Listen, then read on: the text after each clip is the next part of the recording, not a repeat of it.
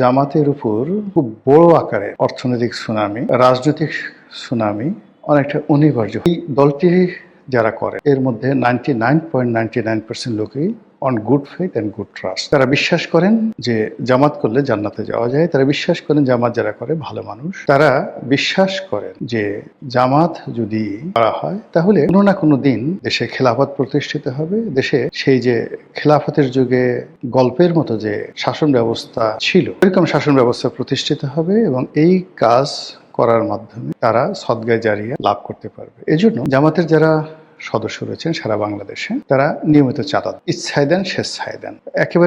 যারা একেবারে ছাত্র শিবিরের যারা সাধারণ কর্মী তারাও কিন্তু একটা নির্দিষ্ট পরিমাণ চাঁদা দিয়ে থাকে। অন্যদিকে জামাতের যারা রোকন রয়েছেন তাদের সংখ্যা কত আমি জানি না।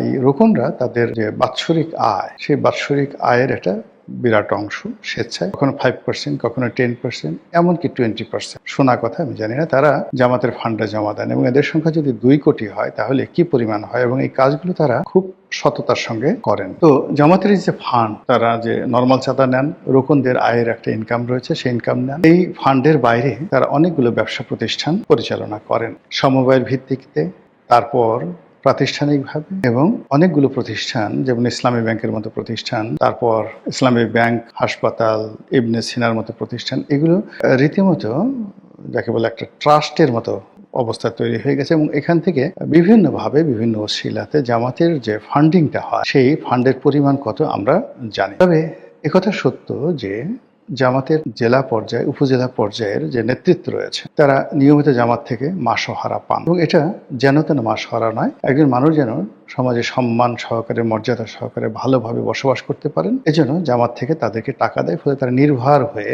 জামাতের আমির হয়ে দিনের পর দিন রাজনীতি করছেন, কোনো ভবিষ্যৎ নাই, তারপরও তারা দলের জন্য ছুটোছুটি করছেন, জেলে যাচ্ছেন, জেল থেকে বেরোচ্ছেন। আর এই সকল করার জন্য জামাতেরও নির্দিষ্ট ফান্ডিং রয়েছে এবং এই ফান্ড করে করে তারা শুধুমাত্র বাংলাদেশ নয়, দক্ষিণ পূর্ব এশিয়া নয়, পৃথিবীর যে কয়টি ক্যাডার ভিত্তিক সংগঠন রয়েছে সেই ক্যাডার ভিত্তিক সংগঠনের মধ্যে অন্যতম শক্তিশালী একটি সংগঠন জামাত। আওয়ামী লীগ চেষ্টা করেছিল এই সংগঠনটিকে ভেঙে চুরে চুরমার করে দেওয়ার জন্য। তারা জামাতের যারা শীর্ষ নেতৃত্ব রয়েছে তাদেরকে ফাঁসিতে ঝুলিয়েছিল, তাদের শিল্প প্রতিষ্ঠান, কলকারখানা তছনছ করে দিয়েছিল, ইসলামী ব্যাংক তারা দখল করেছিল এসালামের মাধ্যমে, ইত্যাদি আরো অনেক কিছু। কিন্তু কার্যত এর কোনো ফলাফল হয় বরং বুমেরাং হয়েছে। জামাতের যে শীর্ষ নেতৃত্ব যারা ছিলেন, যাদের প্রজ্ঞা ছিল, মেধা ছিল, রাজনৈতিক গুণাবলী ছিল এবং যাদের সঙ্গে নেগোসিয়েশন করা যেত, তাদের অবর্তমানে যারা আসছে তারা বেশিরভাগ ক্ষেত্রে অনভিজ্ঞ, বেশিরভাগ ক্ষেত্রে উগ্র এবং মোনাফিকি চরিত্রের অধিকারী রয়েছে